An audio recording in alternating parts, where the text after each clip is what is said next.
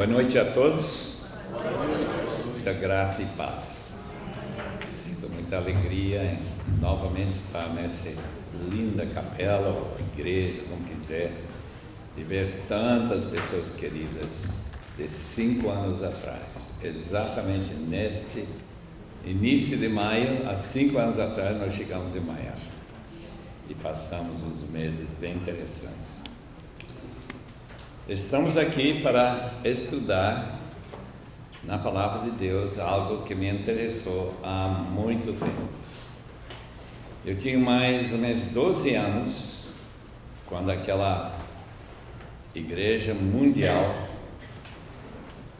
abalou a terra toda. E o meu interesse na escatologia, diz agora sim, o anticristo está por aí, na pessoa de Adolfo Hitler, e Mussolini, o falso profeta. E eu já tinha feito todos os arranjos com que ia acabar os tempos. E os irmãos sabem que nada disso aconteceu. Estamos ainda aqui, depois de 70 e mais anos, e percebendo que há certas mudanças bastante radicais no mundo desde então para cá.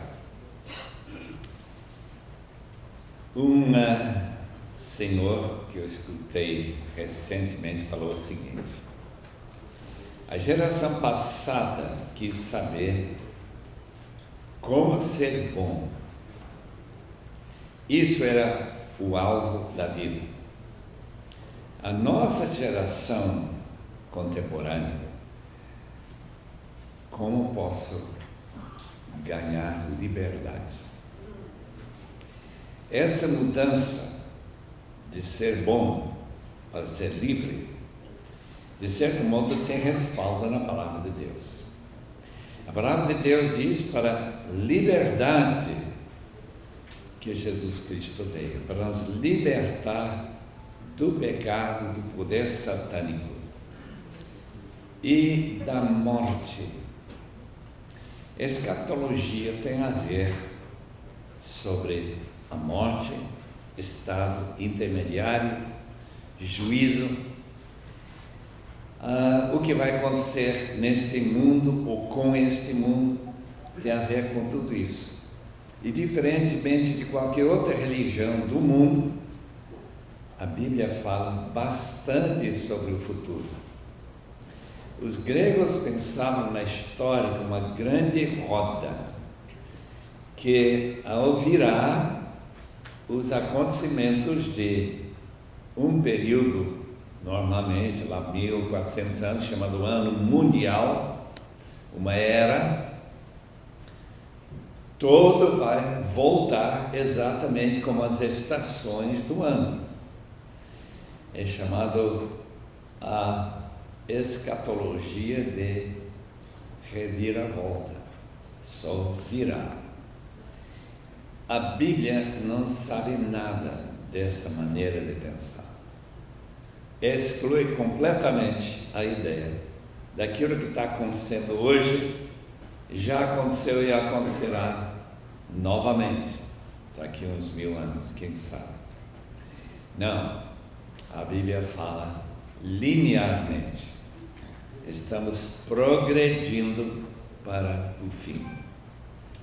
Eu gostaria de ler um pequeno trecho da Palavra de Deus e daí a gente vai entrar nos diferentes temas que nós pretendemos falar nesta noite.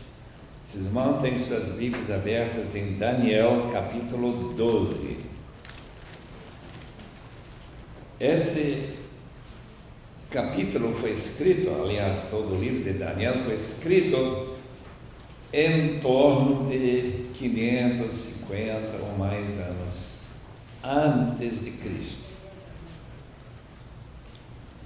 Diz nessa versão século 21: naquele tempo Miguel, o grande príncipe, se levantará a favor dos filhos do teu povo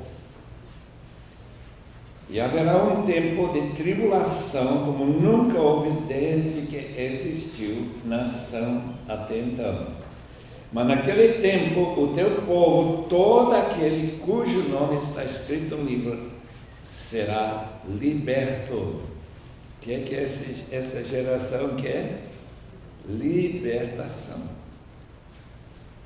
E todos serão libertos de quê? Da morte. A morte, irmãos, é o destino de todos nós. É o mistério maior do que o nascimento da criança. Que será essa criança? Ninguém podia adivinhar. Quando eu nasci, 85 anos e mais atrás, que eu estaria em Miami nesta noite. Ninguém imaginaria que eu estaria falando português e não espanhol. Quer dizer, há um grande mistério no nascimento, mas não se compara com o mistério da morte.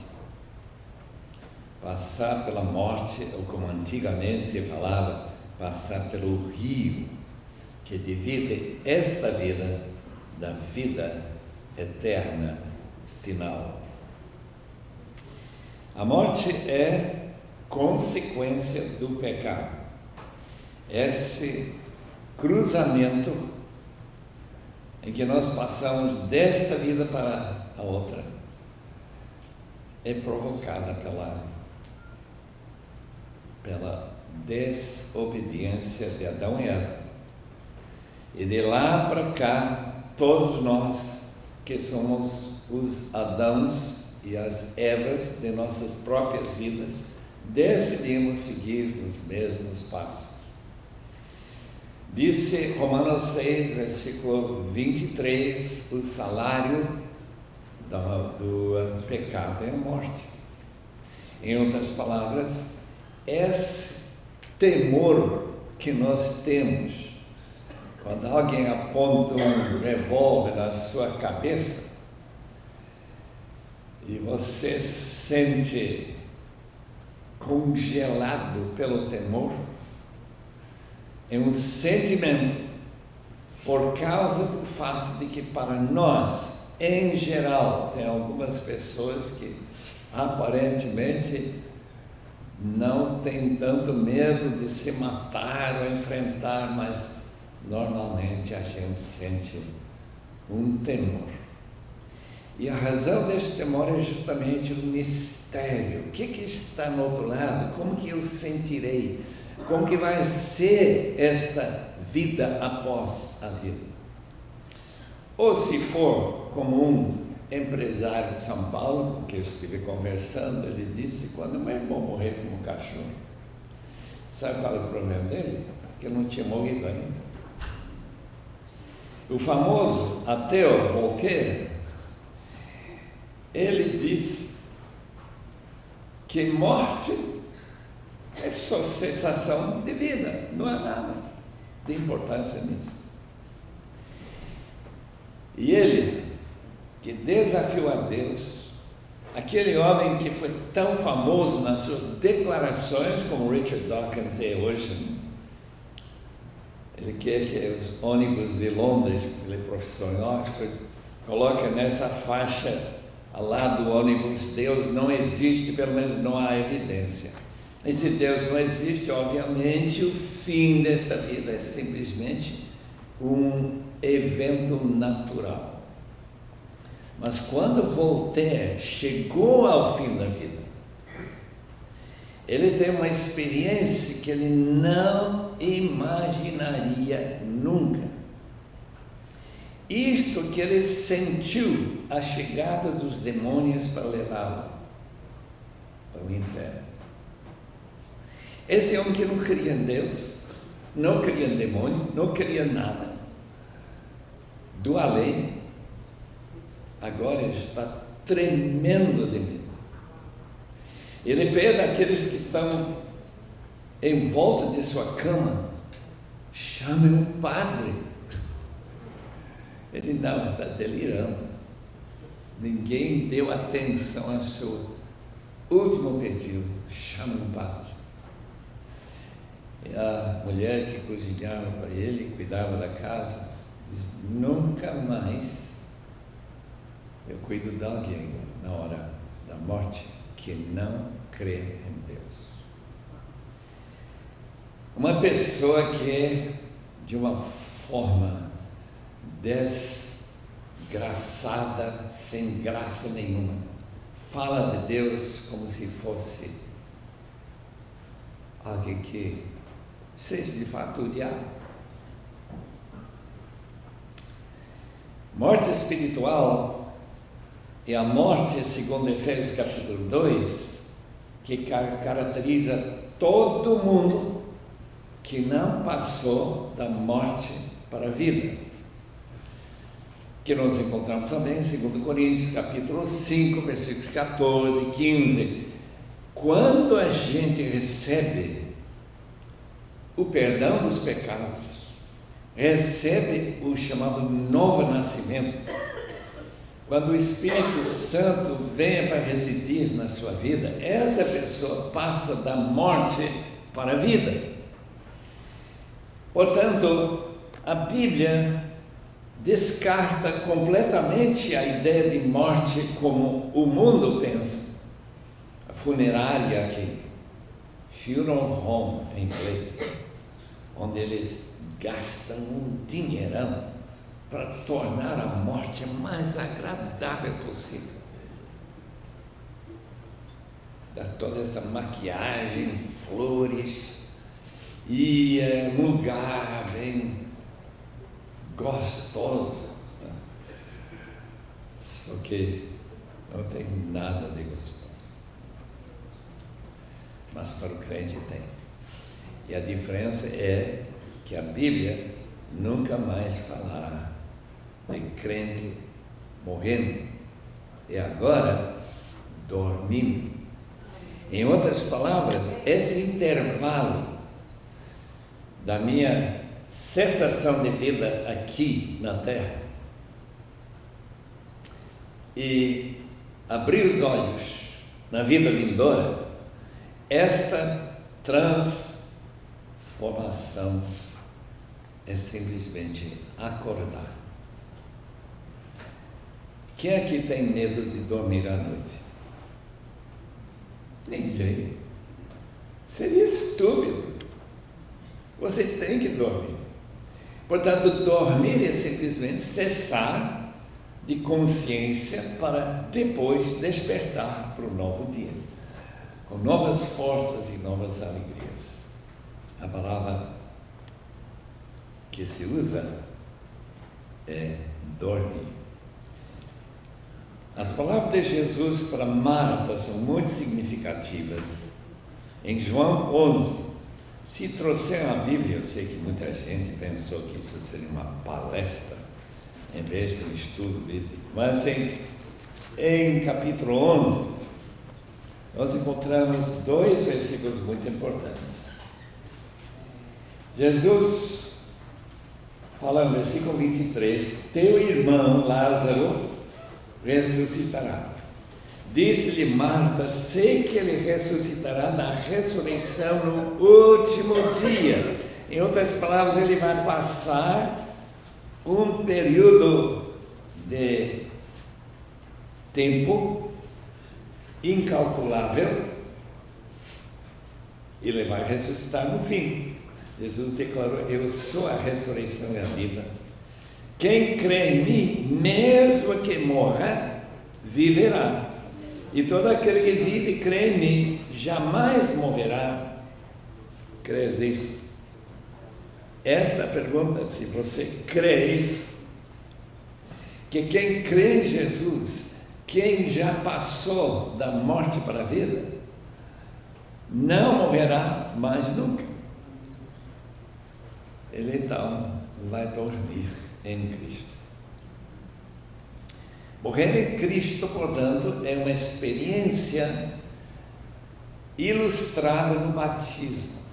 É um tipo de sepultamento e ressurreição na mesmo instante. Nessa experiência de morrer e ressuscitar novamente. Romanos capítulo 6, versículo 3 diz que nós que fomos plantados com Jesus na semelhança da sua morte. Sua morte foi num túmulo, uma morte real. Transforma a nossa morte lá nas águas batismais como apenas uma experiência de transformação diante de Deus e de toda a humanidade. Eu estava morto, agora estou vivo em Cristo. Mas existe algo que a Bíblia chama de morte eterna. Ou, no livro de Apocalipse, morte, a segunda morte. Essa segunda morte, irmãos, é a morte que ninguém, de jeito algum, querá enfrentar. A morte que nos transfere desta vida para a próxima é semelhante a dormir, mas essa segunda morte é um pesadelo eterno que não acaba mais. A ressurreição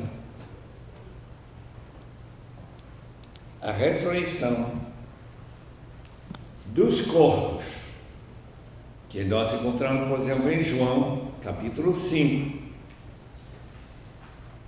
e 28, João 5, 28. Alguns ressuscitarão, diz o texto aqui, para a vida, para essa liberdade. Em verdade vos digo, duas vezes, em verdade vos digo, que virá a morte. A hora, e já chegou, em que os mortos ouvirão a voz do Filho de Deus, e os que ouvirão viverão. Mas assim como o Pai tem vida em si mesmo, assim também concedeu ao Filho ter vida em si mesmo, de modo que aqueles que morrem, se estão com Cristo, ressuscitarão. Não os admireis, porque virá a hora em que todos que estão nos sepulcros ouvirão a voz e sairão. Os que tiveram feito bem, isto é, obedecido o convite de Cristo para receber sua graciosa, totalmente graciosa salvação em Cristo, eles ressurgirão para a vida. E os que tiverem feito mal, rejeitando Cristo, para a ressurreição da condenação. Hebreus 9, 27 é marcar para o homem, toda mulher, morrer. A não ser aqueles que estão vivos quando Jesus voltar, que vão ser transformados num instante, abrir e fechar de olhos e serão arrebatados para o encontro com Cristo dos ares. Mas todos os outros têm a mesma doença que eu tenho, chamada doença mortal de morrer. Eu não sei se tem receio disso. Eu lembro de um senhor lá na Bolívia, onde eu fui criado, um homem rico, era o homem mais rico da cidade. E ele pegou uma doença. Ele foi tratado, eu acho que em John Hopkins, mas ele tinha tanto medo de morrer. Eu lembro outra pessoa que foi visitar, estava com alguma doença, nem lembro qual foi. A filha me encontrou na porta e disse: não entre, porque se você entrar, fala com ele, vai achar que vai morrer. Porque pastor não visita ninguém que não vai morrer. Porque de fato vão morrer mesmo. depois da morte é o juízo. Se não fosse o juízo, querido, então o Richard Dawkins podia morrer feliz. O Voltaire podia morrer feliz. O problema é que depois da morte, todos nós compareceremos diante do tribunal de Cristo. E Romanos 14, versículo 10 diz que compareceremos diante do tribunal de Deus. Então, tribunal de Cristo, tribunal de Deus é o mesmo tribunal. Todos nós.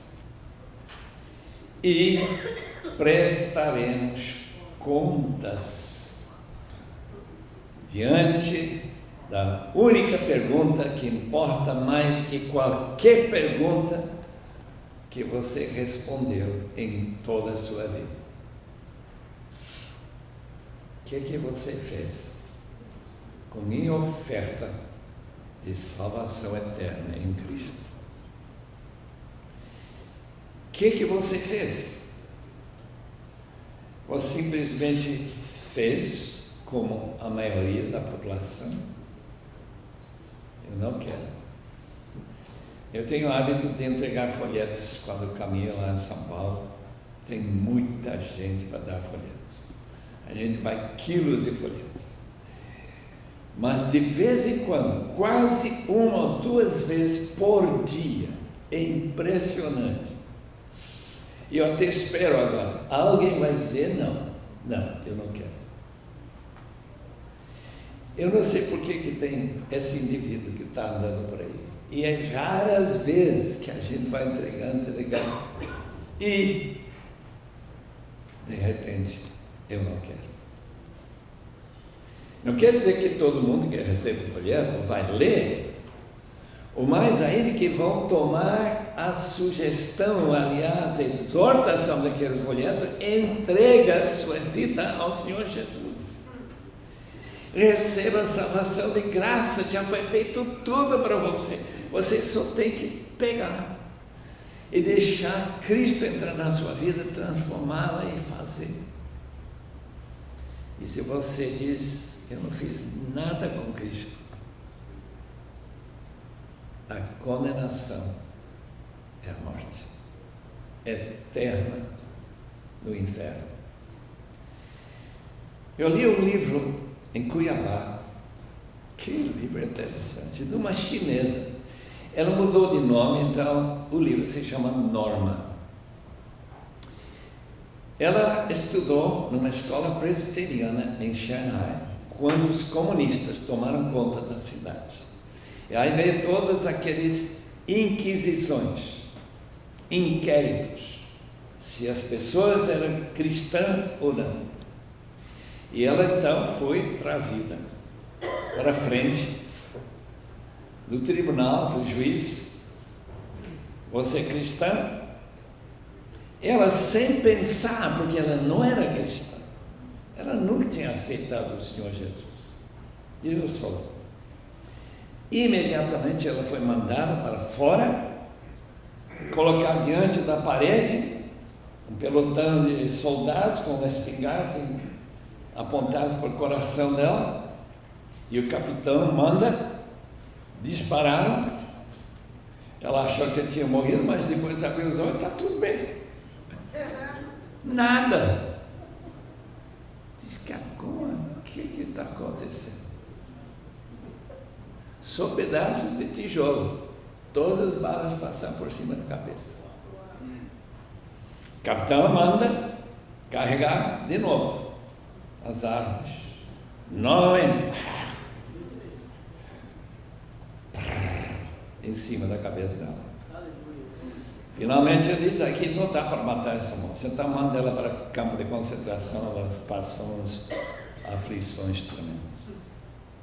Um daqueles soldados foi correndo até encontrar a casa de um crente e disse, por favor, explica para mim o que aconteceu esta tarde.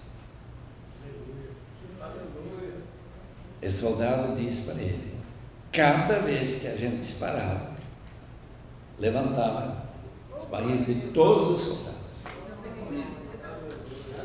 Me explica como eu posso conhecer a Cristo? Aquela moça, claro, também quis conhecer a Cristo. E ela se converteu, se tornou um evangelista, voltou para a China, depois chegar na América e pegar a cidadania, de modo que ela não podia ser mais presa lá. E lá ela sentou ao lado. Por acaso, Deus faz tanta coisa interessante. Acaso, um daqueles soldados foi correndo para saber o que aconteceu. É o juízo, irmãos. Imagina você diante do tribunal de Cristo. Por que a Bíblia promete que quem não tem Cristo, a ira de Deus paira sobre ele, agora e eternamente? Porque nós ouvimos quase constantemente que Deus é amor e que Deus é tolerante, Deus perdoa. Por que se preocupar? Deixe-me ler o que Jesus e o apóstolo João escreveram aqui em João capítulo 3. Quem crê no Filho tem a vida eterna. Quem, porém, mantém-se em desobediência ao Filho, não verá a vida, ele já está morto em pecado, mas sobre ele permanece a ira de Deus e para sempre. Deixe-me ler sobre o juízo final em Mateus capítulo 25. Agora é a palavra de Jesus.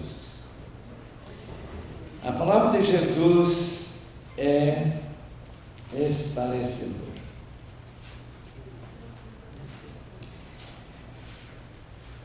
Capítulo 25 de Mateus. O último versículo. Esta Bíblia ainda tem problemas.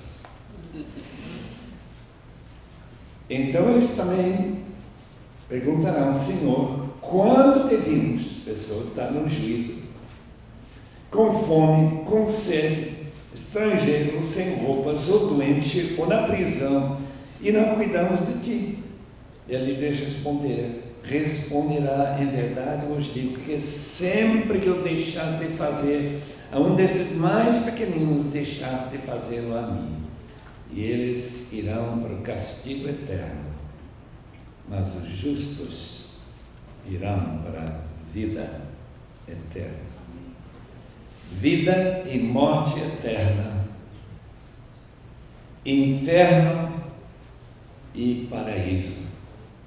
É um contraste tão radical que é impossível imaginar a diferença.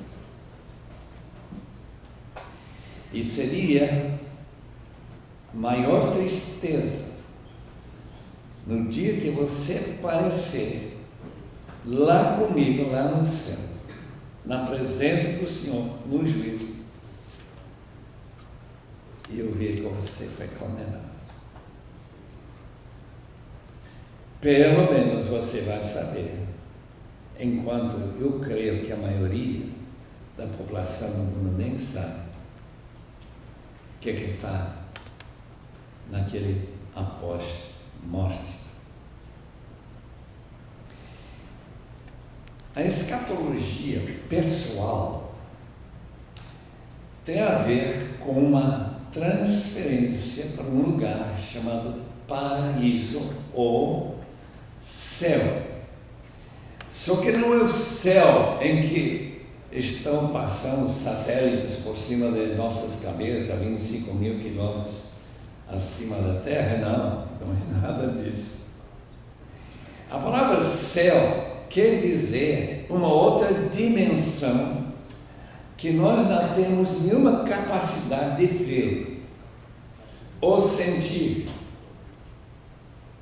E a presença, por exemplo, obrigado, minha irmã, a presença de anjos neste salão, nesta noite, Ninguém aqui está vendo anjos, mas a Bíblia deixa bastante claro que quando nos reunimos junto com anjos, reunimos com espíritos daqueles que morreram, já estão com Cristo.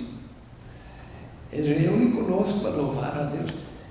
Meu irmão, que coisa estranha é essa, por exemplo, capítulo 12 de Hebreus. Mas, quando Jesus diz, eu vou preparar-lhes lugar, em esse famoso capítulo 14 de João, ele está simplesmente dizendo, eu estou indo para a cruz, para que quando eu voltar, vou ficar lá pouco tempo, naquele túmulo, ele voltará e receberei vocês para junto de mim, para que onde eu estou, vocês ficassem também. Não é glorioso? O cristão passa, portanto, quando ele crê, a ser cidadão do céu. Ele não é mais do mesmo sentido cidadão americano, brasileiro, de qualquer outro país. Ele se torna cidadão do céu. Por causa da cruz de Cristo. Ele preparou esse lugar de maneira que quando nós morremos, nós simplesmente somos transferidos para o paraíso. Enquanto, se a pessoa não conhece a Cristo, ele é transferido para um lugar chamado Hades, ou Sheol, no Antigo Testamento. É lugar de sombras, é lugar de terrível angústia, como aquele homem na parábola de Jesus em Lucas 16, aquele homem rico que não fez nenhum caso de Deus na sua vida. E quando ele morre, ele está morrendo de sede, quer que Lázaro, que está no paraíso, traga uma gotinha de água e coloque na sua língua. Disse, mas é impossível cruzar de lá para cá, diz Abraão, na parábola de Jesus em Lucas 16. Quando alguém pergunta a homens como Jonathan Edwards, por que existe o inferno eterno? Ele usa uma ilustração que todo mundo aqui vai entender. Se você mata uma formiga, você não sente nenhum problema de consciência, ou sente? Eu não. Se você mata, está dirigindo o carro, um passarinho, você sente um pouquinho. Uma vez um cachorro correu na frente do meu carro e eu, não sei se morreu ou não, mas com certeza ficou bem machucado. Você sente bem mais. Mas se você atropelar uma pessoa, é muito pior. Agora eu quero saber como você sentiria se atropelasse a Deus, o Criador do universo. Essa ilustração de Jonathan Edwards é simplesmente para enfatizar que qualquer penalidade que se coloca sobre algum crime depende da importância da pessoa ou da natureza do indivíduo, o animal ou o quê? Deus, a importância dele, que dá essa necessidade, porque Deus é infinitamente bom. E você não presta atenção, nem quer saber dele. Lugares celestiais Isto é, esta outra dimensão da existência. Que Atos 1:9, quando Jesus, lembra que Jesus, depois de sua ressurreição, ele foi exaltado para as alturas. É sempre descrito na palavra de Deus em termos de estar acima de nós. E não necessariamente ao nosso lado ou aqui dentro da nossa presença, ao não ser pelo fato de que nós sabemos, como aquela menininha que chegou na escola bíblica dominical por uma lição, e quando ela voltou para casa, ela estava tão deslumbrada, sentada no colo da mãe, com o ouvido lá no peito da mãe. Menina, o que você está fazendo? Estou escutando aqui, estou escutando a Jesus. E o que ele está fazendo, filhinho? Ele está fazendo café.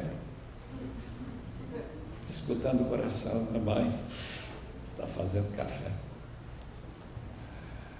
Em outras palavras, a presença de Cristo no coração, administrada, realizada pelo Espírito Santo, é uma realidade que, ao mesmo tempo, sabemos que Jesus Cristo está incorporado, ele é um homem no céu. Ele é o filho de Maria, que morreu, ressuscitou, corpo completamente transformado, porque agora esse corpo voa e está junto com o Pai. Mas ao mesmo tempo, nesse mundo espiritual, ele pode estar com você. Quando 2 ou 3 estão reunidos em meu nome, ali estou eu no meio deles.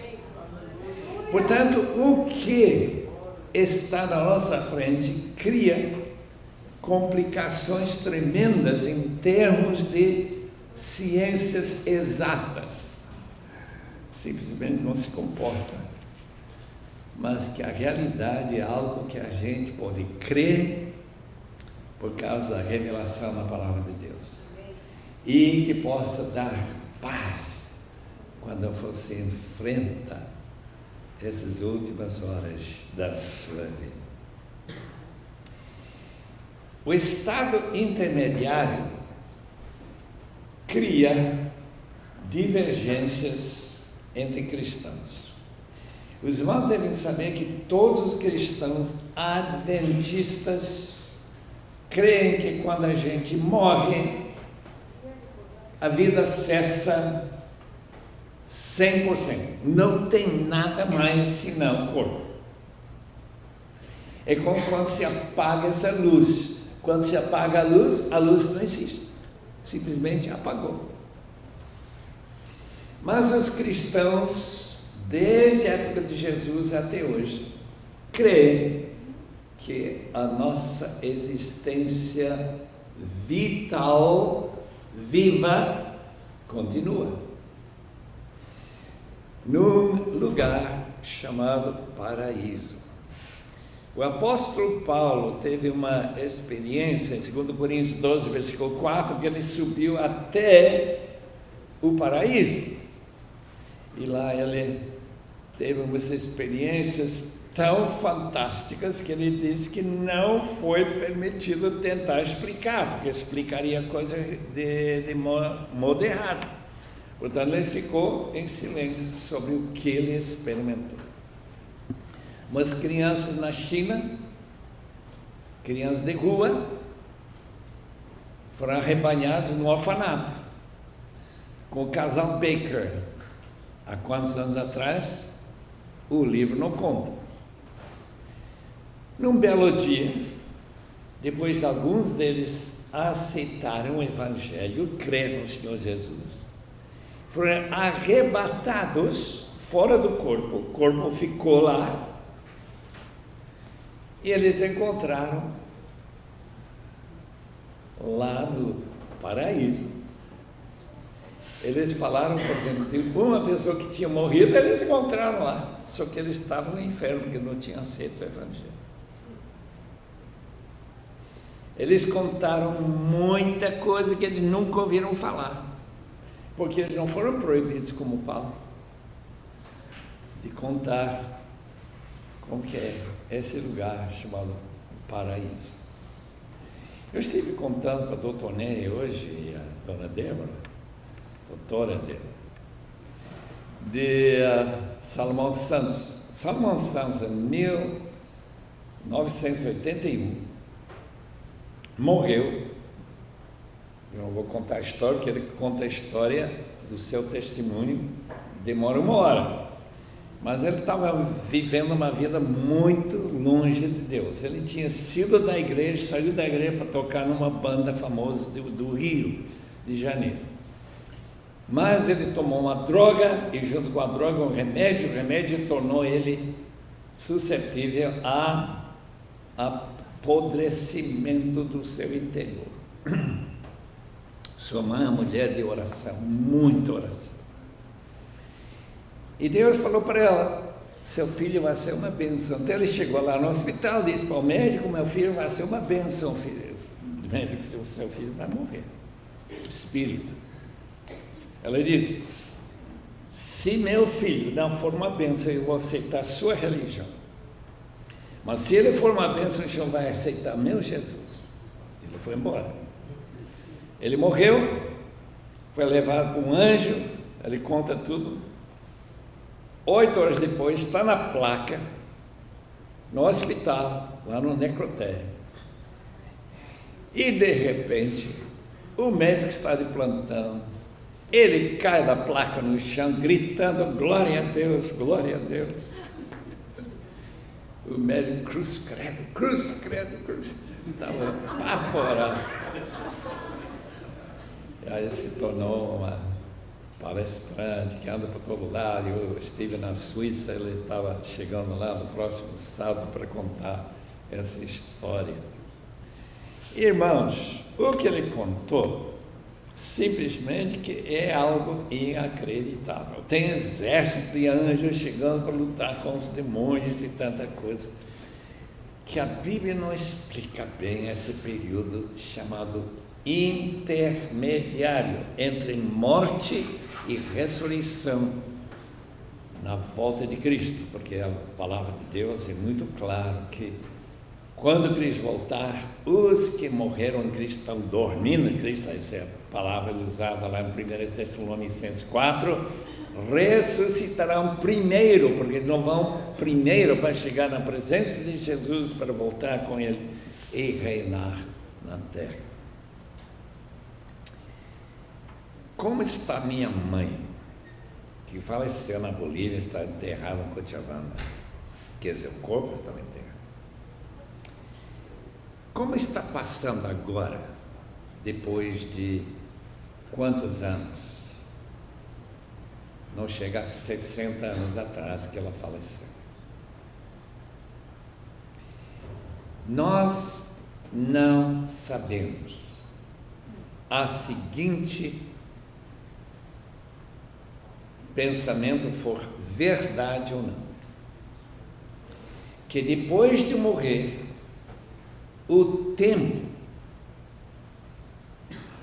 não é mais registrado para que as pessoas conscientes, mas sem registrar o tempo. A razão que eu falo isso, que é bem possível para mim, muita gente não vai aceitar de forma alguma, que para Deus 1000 anos é igual a um dia. E se a palavra dormir tem a ver com essa falta de reconhecer a passagem do tempo, como eu tenho esse problema às vezes quando não tem relógio, e eu estou tão empolgado com o assunto, que de repente olho, o que aconteceu com o relógio? Alguém está brincando. Foi virar o relógio. Essa noite vai acontecer porque tem relógio. Estou vendo que o meu tempo está chegando. De parado. Mas essa ideia de que o tempo não é registrado, de modo que aquilo que Jesus e cantamos esta noite, ele voltará logo. Logo, é importante, então, para que o apóstolo Paulo não tivesse naquele túmulo mais de 2 dias, ou talvez 3, não sei. Ou minha mãe, alguns minutos apenas desde que ela faleceu. Não seria interessante isso? Não sei se é verdade, porque a Bíblia não diz. Portanto, não anda por aí ensinando que eu falei que...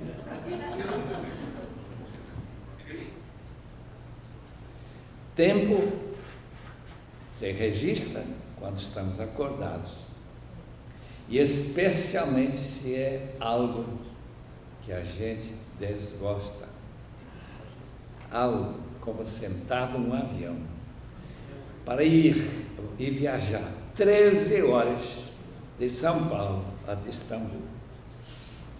A gente não pode aguentar até chegar, e aí sair livres.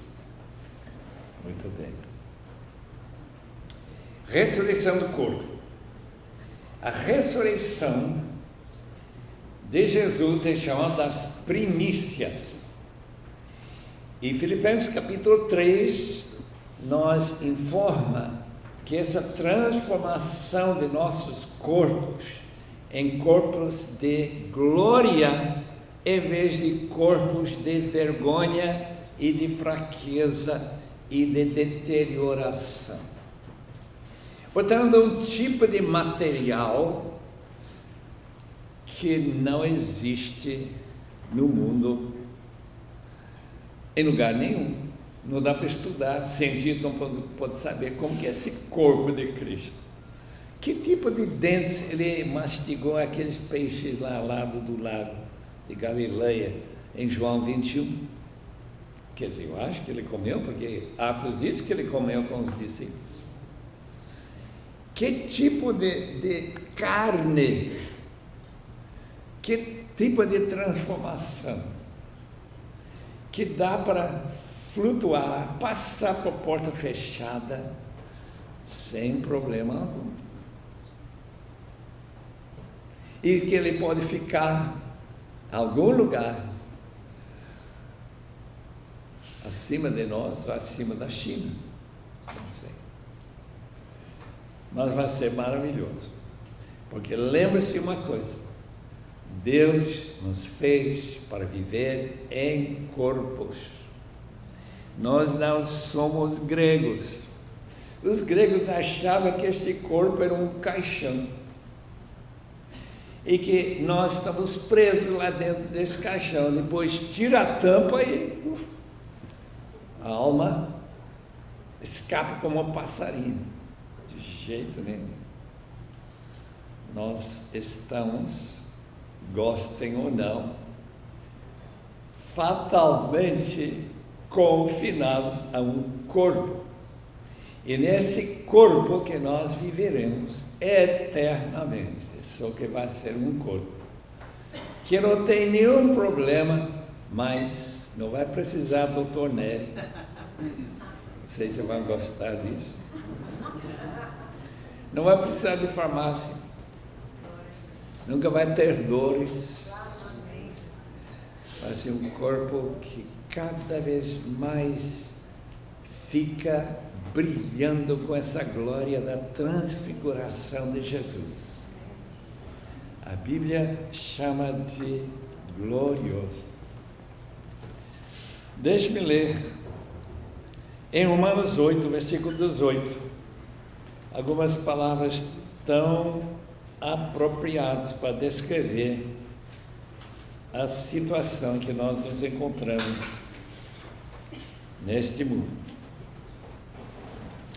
Considero, Romanos 8, 18, considero que os sofrimentos do presente não se podem comparar com a glória que será revelada em nós.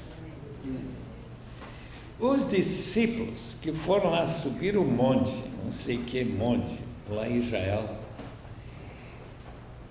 e eles ficaram com sono, ficaram roncando lá um tempinho. De repente, quando eles abriram os olhos, Jesus estava brilhando com o corpo glorioso. Não sei como aconteceu isso, mas o texto diz aí, não se pode comparar este corpo e vida que estão vivendo agora com o corpo glorioso que receberemos, se somos de Deus. Pois a criação aguarda ansiosamente a revelação dos filhos de Deus na sua glória, porque a criação ficou sujeita à inutilidade, não por sua vontade, mas por causa daquele que a sujeitou. Quem sujeitou foi Deus, na condenação de Adão e Eva, na esperança de que também a própria criação seja libertada do cativeiro, da degeneração para a liberdade, da glória dos filhos de Deus. O que a nossa geração está querendo, irmão? Glória. Está querendo fama, está querendo realização, está querendo prazer, está querendo... E o que a Bíblia diz? Está tudo para aquele, na frente daquele que crê, simplesmente crê e aceita o Senhor Jesus na sua vida. Glorioso futuro aguarda todos meus irmãos e irmãs em Cristo. E para esse dia glorioso, a morte, enquanto aguardamos a volta de Cristo, é apenas a porta pela qual passamos desta vida para a vida futura. Eu lembro muito bem, não sei quem foi, mas lembro que ele falou: eu não tenho medo da morte. Eu não gosto de pensar na época antes da morte. Aquele enfraquecimento, aquela dificuldade de respirar, aquela ser confinado à cama. Ai, eu não quero. Mas a morte, libertação. E que Deus convença todo mundo aqui esta noite que vale a pena conhecer a Cristo. Amém. E esperar com gloriosa esperança a bendita esperança, a volta de Cristo, quando vamos receber esse novo corpo para a glória de Deus. Vamos orar. Oh Deus, amado Pai, não somente nosso Criador, mas nosso Salvador, enviando o Teu Filho tão submisso até aquela terrível cruz, onde Ele pagou os meus pecados e pecados de todo mundo que crê ou venha a crer nele, até o dia em que Jesus Cristo nos levar para aquele ponto de intermediário. Aguardamos a volta de Cristo, a bendita esperança. Rogamos, Senhor, que ninguém que está neste salão não esteja entre os triunfantes, libertos, gloriosos filhos de Deus. Em nome de Jesus. Amém. Amém.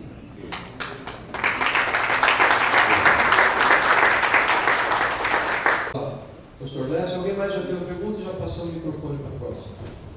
Não? Pastor Chet, esse é um lugar que a gente não pode ver ou sentir. O senhor mencionou que nesse salão tem anjos. Aí o senhor falou do espírito daqueles que morreram. Eu entendi errado. Eu queria que o senhor elaborasse um pouquinho mais sobre isso. Estaria louvando com a gente. Deixe-me ler o texto aqui, em Hebreus, capítulo 12. deve ser lá pelo versículo 23, 24 de Hebreus 12. É um texto que combina com aquele texto, por exemplo, em Efésios 2, que quando nós nascemos de novo, nós somos entronizados com Cristo. Hebreus 12, que é um texto tão tremendo, aqui, começando com o versículo 18, que vai falar dos anjos. Ainda não chegaste ao monte palpável, que vou tocar em chamas lá no deserto. A escuridão, as trevas, a tempestade, ao ruído da trompeta, ao som das palavras que os ouviram suplicaram que não lhes falasse mais, porque não podiam suportar o que lhes era ordenado. Mesmo um animal, se tocar no monte, será apedrejado. Essa visão era tão terrível que Moisés disse: estou aterrorizado e tremo. Mas tende chegado, em contraste, na nova aliança, tende chegado ao monte Sião, a cidade de Deus vivo, a Jerusalém celestial, ao incontável número de anjos em reunião festiva, a igreja dos primogênitos, registrados no céu. Quem são eles? Nós. De todo mundo, na China, Índia, Indonésia, Japão, Alemanha, Rússia, no mundo inteiro.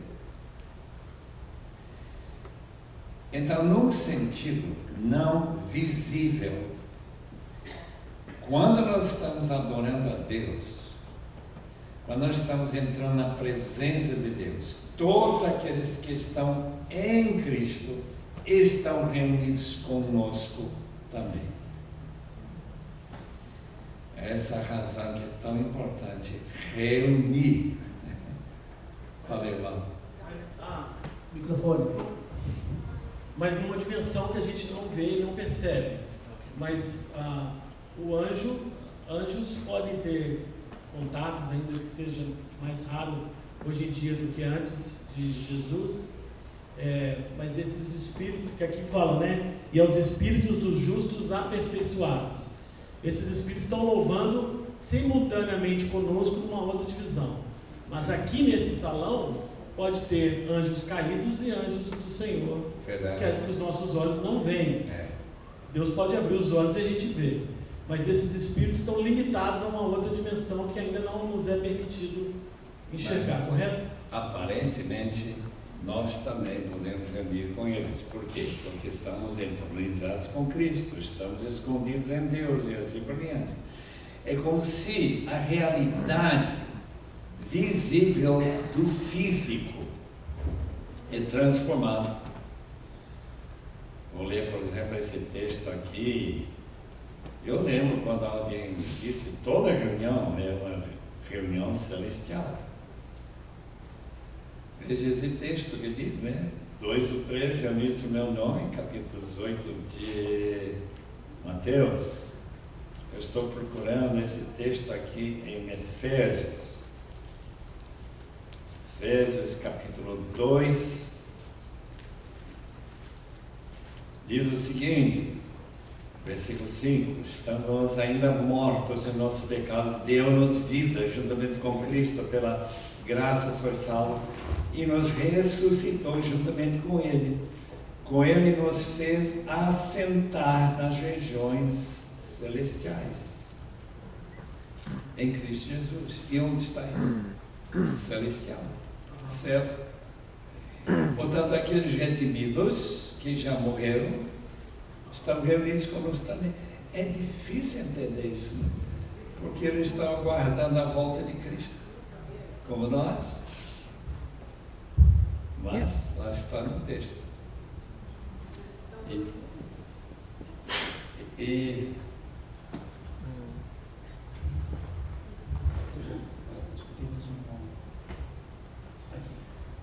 Pastor Sherry, prazer ouvi-lo mais uma vez. Antes de fazer minha pergunta, é só uma consideração pessoal.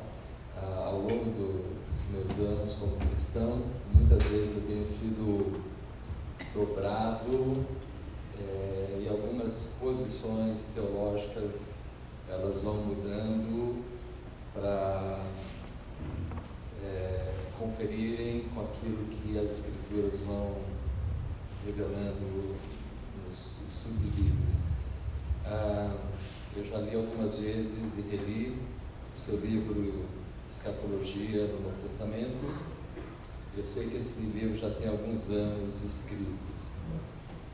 Minha pergunta é se ao longo desses anos o senhor tem revisto algumas das posições escatológicas. Eu sei que o senhor falou hoje de escatologia pessoal, mas também fez alguma referência, pelo menos 2 vezes, sobre o texto de 1 Tessalonicenses 4, quando fala sobre aquilo que nós chamamos de arrebatamento. Nem todos entendem o arrebatamento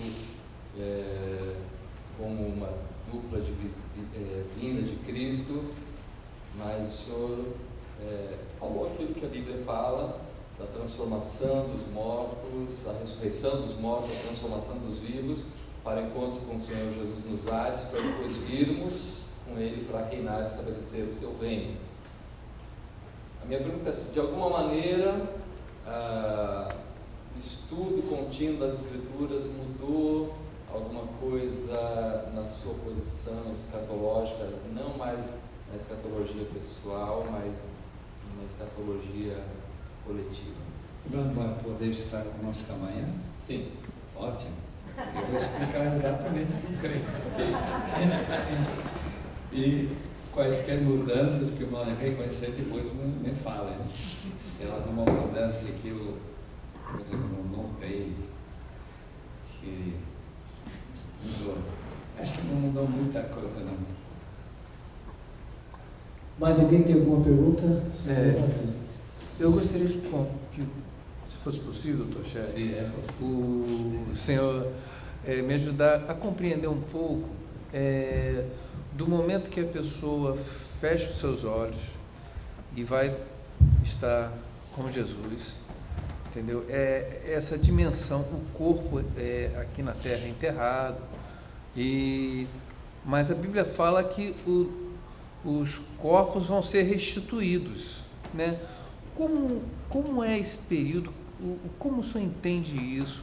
O senhor poderia falar? Ou o senhor vai falar amanhã? Não sei. Não, né? esse de hoje. Não, o corpo não é composto dos mesmos átomos.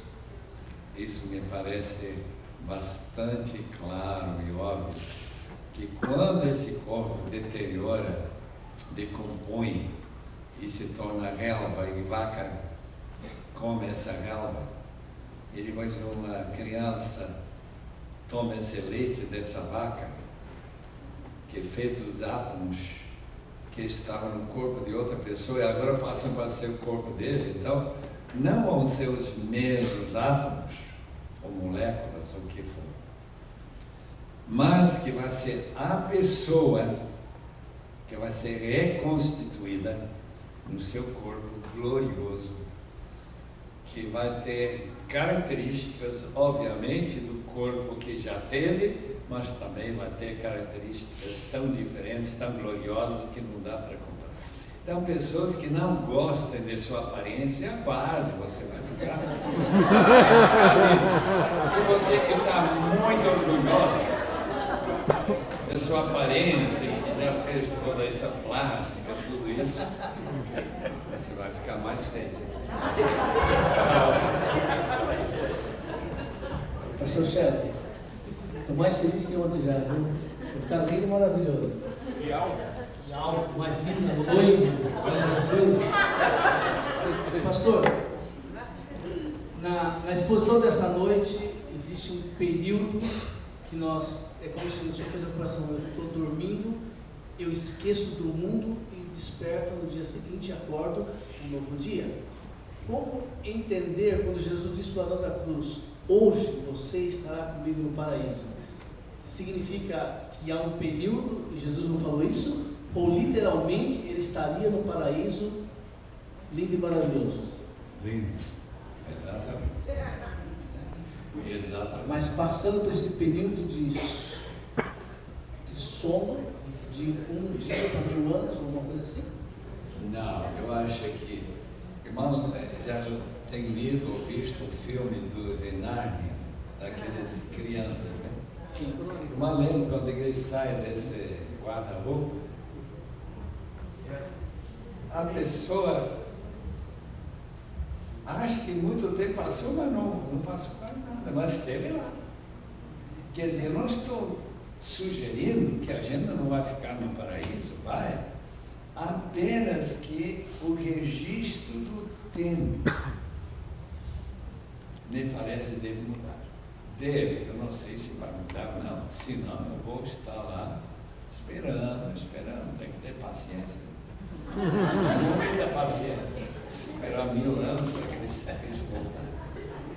Alguém mais tem uma pergunta? Pastor, tem 2 microfones, eu tenho um aqui e um sem bateria.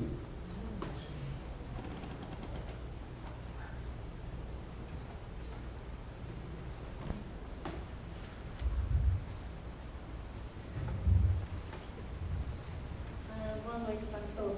A única coisa que ainda ficou na dúvida é, depois que eu aceitei a Cristo, quando alguém aceita a Cristo, ele tem a certeza da salvação, né? A todos se deu o direito de serem chamados filhos de Deus. E aí a gente vai para o juízo. E nesse juízo há uma seleção, você vai ficar aqui, você vai para lá. E aí eu vou ter dúvida de que a pessoa vai para o inferno, ou ela vai ser uma hierarquia, onde vai ser dividido a coroa.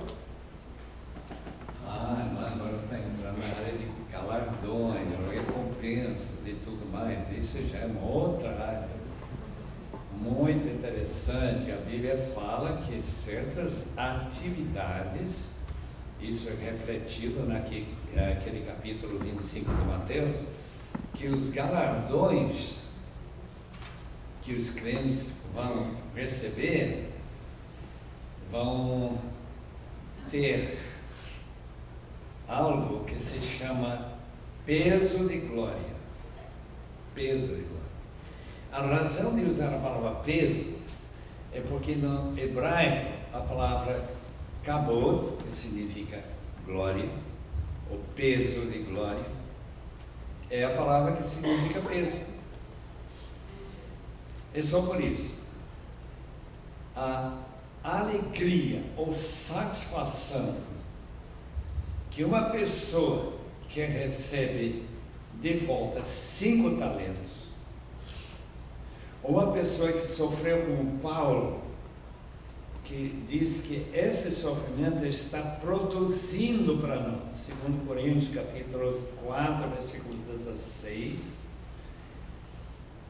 2 Coríntios 4, 16, é impressionante, vai criar para nós um peso eterno de glória,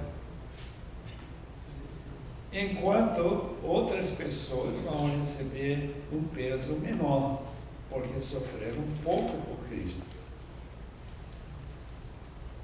Interessante que sofrimento é que importa. Por isso não nos desanimamos, ainda que nosso exterior esteja como se diz? Deteriorando. Nessa versão não tem essa palavra. E o nosso interior está sendo renovado todos os dias, pois nossa tribulação leve e passageira produz para nós uma glória incomparável de valor eterno. Não diz nada sobre peso, mas no original está lá a palavra peso de glória. Portanto, vamos ver.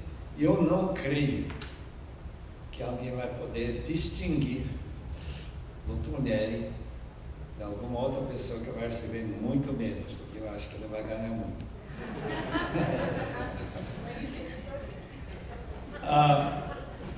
Não, vai ser interior. É com uma pessoa que foi... não, nós fomos convidados para ouvir a Filarmônica de Nova York, em São Paulo, no Anhembi. Patrícia, eu e os outros. Isso é verdade, agora vai ficção.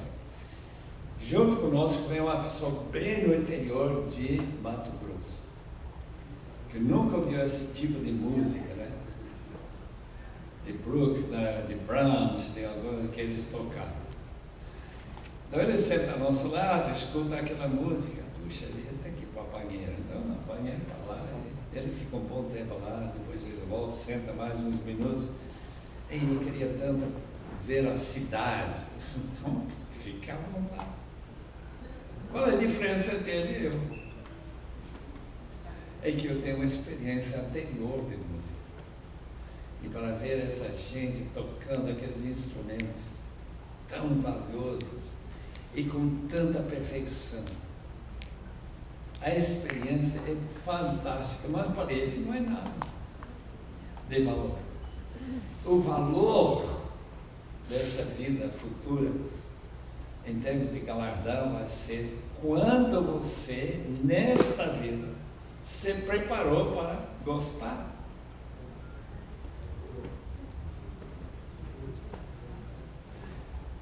Muito bem. Alguma outra pergunta? Não? Muito bem. Deus Nós vamos encerrando por aqui hoje. Alguns avisos rápidos. O pastor Shelley trouxe alguns livros da sua autoria. O Eduardo está tomando conta da mesa dos livros ali. Alguém que desejar consultar e adquirir, fique à vontade. O Eduardo